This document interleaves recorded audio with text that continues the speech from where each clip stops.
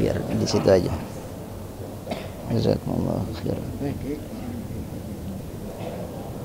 Afan. La haula wala quwwata. Masyaallah.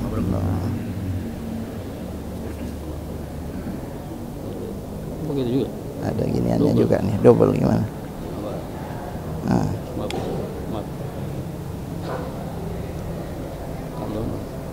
Sini aja.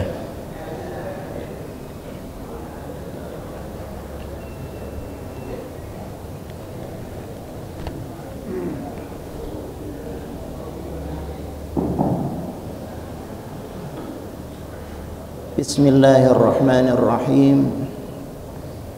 Assalamualaikum warahmatullahi wabarakatuh.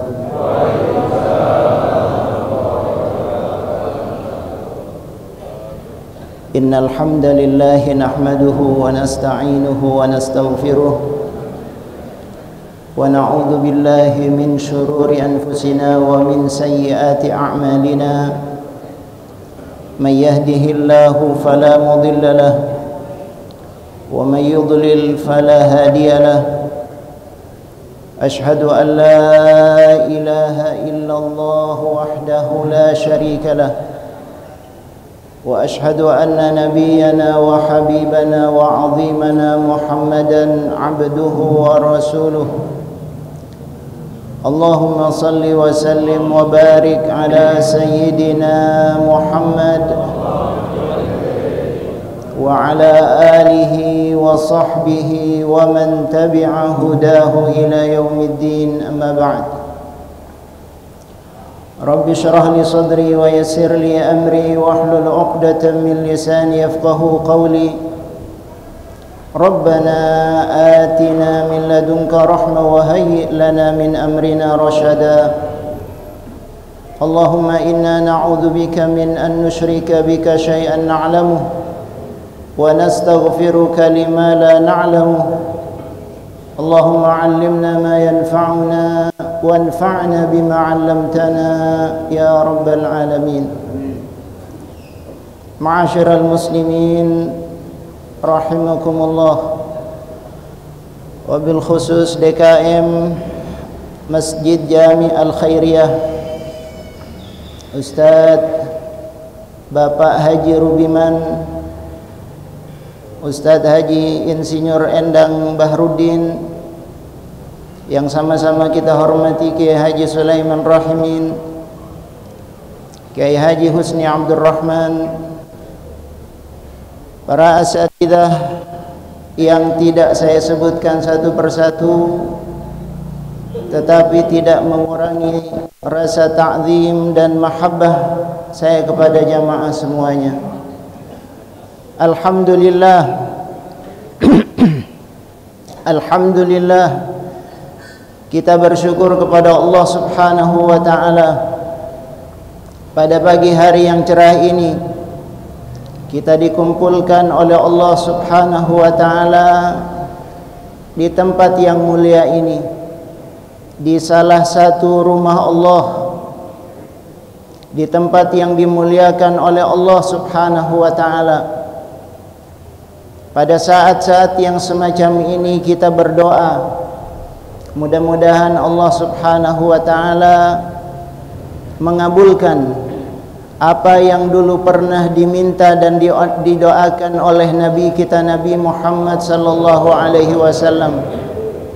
Ar-Rasul sallallahu alaihi wasallam pernah berdoa, Allahumma barik li ummati fi bukuriha. Ya Allah, berikan keberkahan kepada umatku di waktu pagi mereka. Pada saat ini kita memasuki waktu pagi dalam kondisi beribadah kepada Allah Subhanahu wa ta'ala. Mudah-mudahan Allah memberikan keberkahan kepada kita semuanya, diberkahi keluarga kita, diberkahi harta kita, diberkahi ilmu kita, diberkahi usia kita, diberkahi kehidupan kita. Mudah-mudahan Allah Subhanahu wa ta'ala memberikan keberkahan sampai akhir hayat kita. Ma'asyiral muslimin rahimakumullah. Dalam kesempatan yang berbahagia ini, kita ingin mengajak jamaah untuk mengambil pelajaran, mengambil ibrah dari salah satu surat di dalam Al-Quran. Surat yang pendek, hanya terdiri dari 8 ayat, tetapi mengandung makna dan pelajaran yang sangat mendalam dan sangat penting buat kita semuanya. Surat tersebut barangkali dihafal oleh sebagian besar kita. Surat tersebut barangkali sering dibaca dalam salat-salat kita, tetapi mungkin kita kurang perhatian. Surat tersebut sebagaimana yang disebutkan oleh Nabi kita Nabi Muhammad sallallahu alaihi wasallam dalam riwayat Al-Hakim dan Al-Baihaqi dalam kitabnya Syu'abul Iman, disebutkan bahwa Nabi kita Nabi Muhammad sallallahu alaihi wasallam bersabda, "Ala yastati'u ahadukum an yaqra'a alfa ayatin fi kulli yawm." Kata Nabi sallallahu alaihi wasallam, tidak bisakah kalian membaca 1000 ayat setiap hari? Membaca 1000 ayat setiap hari. Kata Nabi sallallahu alaihi wasallam, apa kalian tidak bisa? Kalau saya tanya sama jamaah, bisa tidak kita baca 1000 ayat setiap hari? 1000 ayat itu kira-kira sekitar 5 juz. Karena ayat Al-Quran 6.000 sekian. Ada yang mengatakan 6.666. Berarti kalau dibagi 1.000 berarti 6.000 itu seperlimanya. 6.000 seperlimanya berarti 5 juz, atau seperenamnya berarti 5 juz. Bisa tidak kita membaca Al-Quran 5 juz setiap hari? Insya Allah bisa ya. Kalau sekali-kali mungkin bisa, tapi kalau fi kulli yaum, kata Nabi sallallahu alaihi wasallam, setiap hari, barangkali hanya sedikit di antara kita yang bisa. Jangankan kita, sahabat saja bertanya kepada Nabi sallallahu alaihi wasallam, "Ya Rasulullah, apa ada yang bisa baca setiap hari 5 juz begitu?"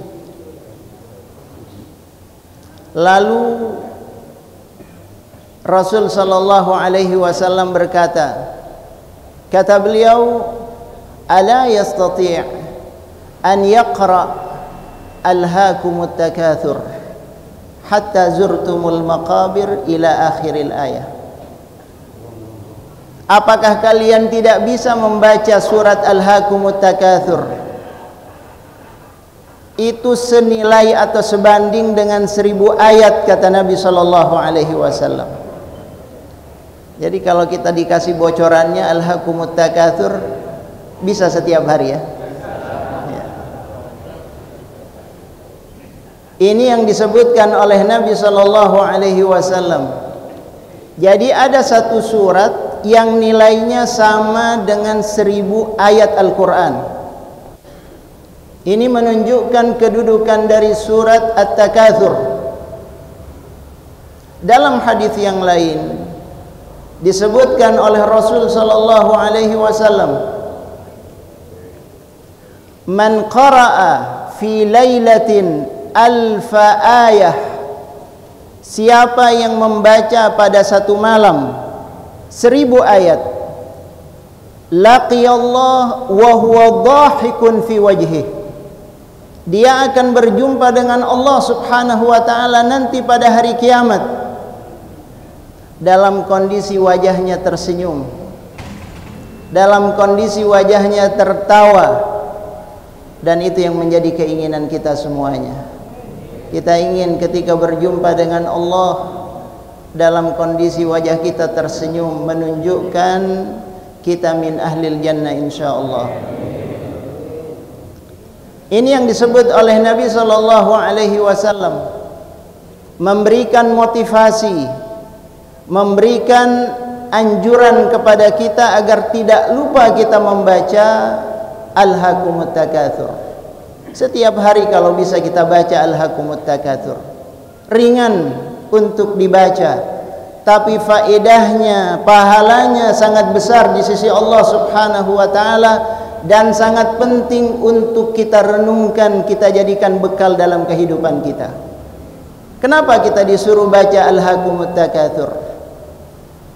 Agar kita tidak lupa, agar kita tidak lalai, agar kita tidak alpa dalam kehidupan ini. Sebab banyak manusia yang lalai, banyak manusia yang lupa kepada tujuan hidupnya, lupa kepada Allah Subhanahu wa taala, lupa untuk melakukan ibadah, lupa bahwa nanti ada hari akhir, lupa bahwa nanti ada hisab, lupa bahwa nanti ada jaza, imma ilan nar atau imma ilal jannah. Banyak manusia yang lupa. Karena itu Allah Subhanahu wa taala dalam surat At-Takatsur ini, Allah Subhanahu wa taala mengatakan Alhaakumut Takatsur. Sungguh At-Takatsur, para ulama misalnya dalam kitab tafsir Jalalain, beliau mengatakan yang dimaksud dengan At-Takatsur at-tafakhur bil amwal wal aulad wal rijal, berbangga-bangga, bermegah-megahan, banyak-banyakan, bersaing, berlomba-lomba, menjadi sombong dan angkuh, lupa kepada Allah, disebabkan oleh anak-anak, disebabkan oleh harta, disebabkan oleh pengikut, disebabkan oleh hal-hal yang sifatnya duniawi, membuat manusia lupa kepada Allah Subhanahu wa taala. Ini yang diingatkan oleh Allah. Betapa banyak manusia yang lupa kepada Allah gara-gara bermegah-megahan dalam urusan dunia, berlomba-lomba untuk memperbanyak harta dunia, lupa kepada Allah Subhanahu wa taala. Betapa banyak manusia yang lupa kepada Allah, alhaakum, melupakan kalian dari Allah Subhanahu wa taala. Keinginan dan ambisi manusia untuk mendapatkan jabatan, mendapatkan kedudukan, sehingga menghalalkan segala cara.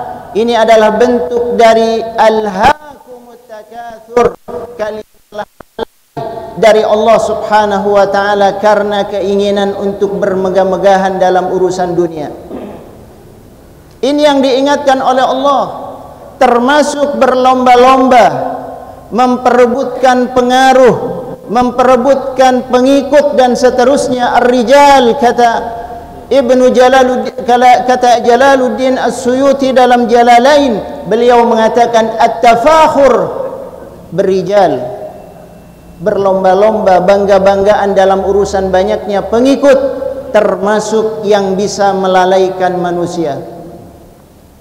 Jadi ayat ini jamaah sekalian mengingatkan kita semuanya, al-fakir termasuk, dan semua kita diingatkan oleh Allah Subhanahu wa taala, hati-hati, karena urusan dunia ini banyak melenakan, urusan dunia ini banyak membuat manusia lupa kepada Allah Subhanahu wa taala, sehingga menghalalkan segala cara karena mereka telah lalai, lupa kepada tujuan yang hakiki dari kehidupan ini, yakni mengabdi kepada Allah Subhanahu wa taala. Sampai kapan manusia itu lupa? Sampai kapan manusia itu lalai? Sampai kapan manusia alpa? Allah Subhanahu wa taala mengatakan hatta zurtumul maqabir. Dalam tafsir tersebut disebutkan hatta mutum wa dufintum fiha, sampai kalian mati dan kalian dikubur, baru kalian sadar bahwa apa yang dikumpul-kumpulkan, bahwa apa yang dibangga-banggakan waktu di dunia, bahwa apa yang diperubutkan, bahwa apa yang disombongkan di dunia ternyata tidak memberikan manfaat kepada kalian. Hatta zurtumul maqabir, kalau sudah masuk ke dalam kubur selesai semuanya. Ternyata harta yang dikumpul-kumpulkan tidak banyak memberikan manfaat. Ternyata jabatan dan kedudukan tidak berguna. Ternyata pengikut yang dibanggakan waktu di dunia tidak memberikan pertolongan kepadanya. Kata Nabi SAW, yang bisa menolong manusia ketika masuk ke dalam kubur hanya satu, yatba'ul mayyit thalathah, yang mengikuti mayit ketika dia dikubur itu ada tiga, ahluhu wa maluh wa amaluh, keluarganya, hartanya dan amalnya. Keluarga dan harta balik tidak ikut masuk bersama dia ke dalam kubur. Keluarganya balik lagi ke rumah. Hartanya tidak ikut masuk ke dalam kubur, tidak bisa memberikan manfaat. Satu-satunya yang bisa memberikan manfaat adalah iman dan amal salehnya kepada Allah Subhanahu wa ta'ala. Ini yang diingatkan oleh Allah. Karena itu hati-hati dalam urusan ini jamaah sekalian. Allah Subhanahu wa ta'ala mengatakan, alhaakumut takatsur hatta zurtumul maqabir. Kalla, kata Allah Subhanahu wa ta'ala, jangan semacam itu. Jangan kalian melakukan hal yang semacam itu, sebab kalian akan menyesal. Sebab kalian nanti akan menyesal ketika kalian lupa dan lalai kepada Allah Subhanahu wa ta'ala. Jangan sampai karena kita sibuk mencari dunia kita lupa ibadah. Jangan sampai karena kita sibuk ingin mendapatkan kedudukan kita lupa dengan saudara kita menghalalkan segala cara. Jangan sampai karena kita ingin mendapatkan popularitas kita melakukan apa saja termasuk yang diharamkan oleh Allah Subhanahu wa ta'ala. Jangan sampai kita mengorbankan akhirat kita. Jangan sampai kita menggadaikan akhirat kita hanya untuk mendapatkan dunia yang sementara. Allah Subhanahu wa ta'ala mengatakan, kalla, jangan melakukan hal yang semacam itu, akan menyesal. Dulu mereka yang punya harta banyak, sekarang tidak ada, sudah masuk ke dalam kubur. Dulu mereka yang punya jabatan, punya kedudukan, punya pangkat, sekarang ini sudah tidak ada. Kemana mereka pergi? Hanya sebentar kita di dunia. Rugi dan rugi kalau kita terus mengejar dunia, lupa kepada Allah Subhanahu wa ta'ala. Ini yang diingatkan oleh Allah, kalla saufa ta'lamun, thumma kalla saufa ta'lamun. Allah Subhanahu wa ta'ala mengatakan, jangan melakukan hal yang semacam itu, kalian akan tahu akibatnya. Ini ancaman dari Allah Subhanahu wa ta'ala. Saufa ta'lamun, kalian akan tahu akibatnya. Ibnu Abbas radhiyallahu an ketika menafsirkan ayat ini, beliau mengatakan, kalian akan mengetahui akibat dari perbuatan kalian ketika kalian masuk ke dalam kubur. Kalian akan mendapatkan siksa kubur di sana. Ma nazala bikum minal azab fil qabr, kalian akan tahu akibatnya ketika kalian masuk ke dalam kubur. Saufa ta'lamun, ketika itu kalian tahu. Di dunia banyak yang tidak tahu. Di dunia banyak yang silau. Di dunia banyak yang lupa. Tapi ketika masuk ke dalam alam akhirat, ke dalam fase pertama dari alam akhirat, yaitu alam barzakh, alam kubur, ketika itulah manusia baru sadar.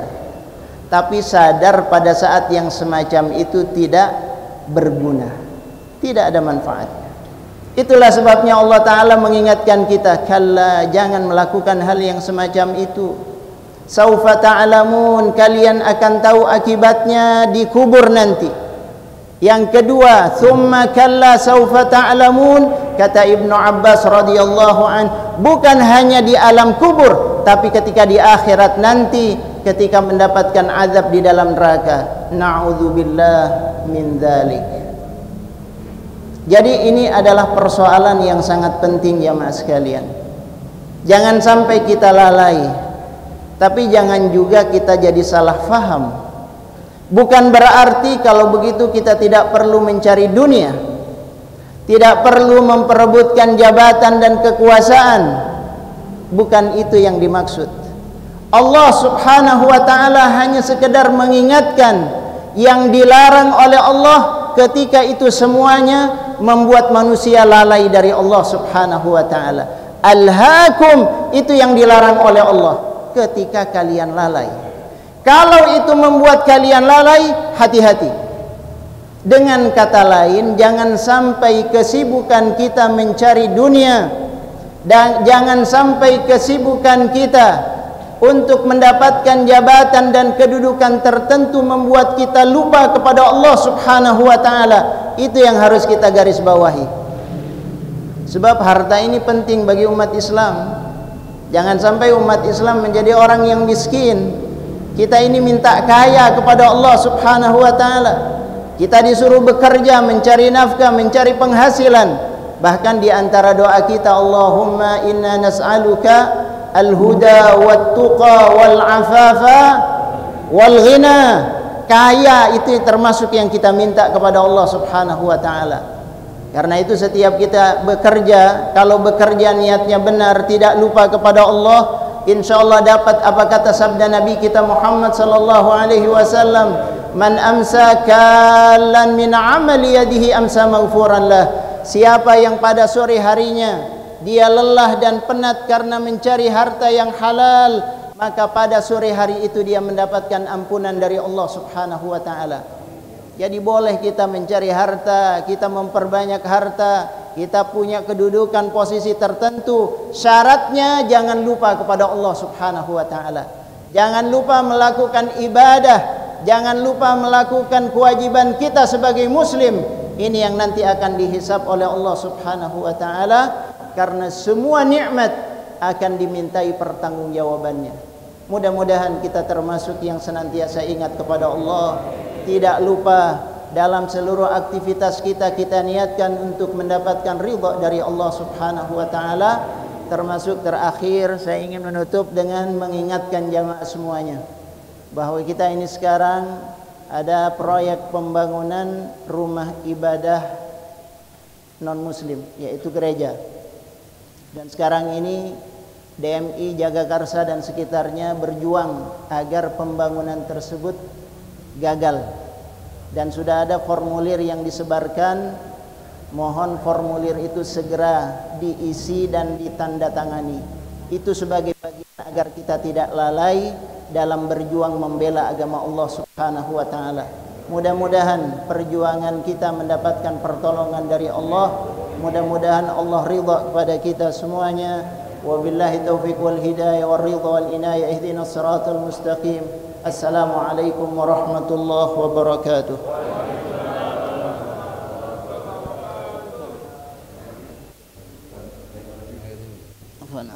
Afwan ya. Ya Rabb. Jazakumullahu khairan.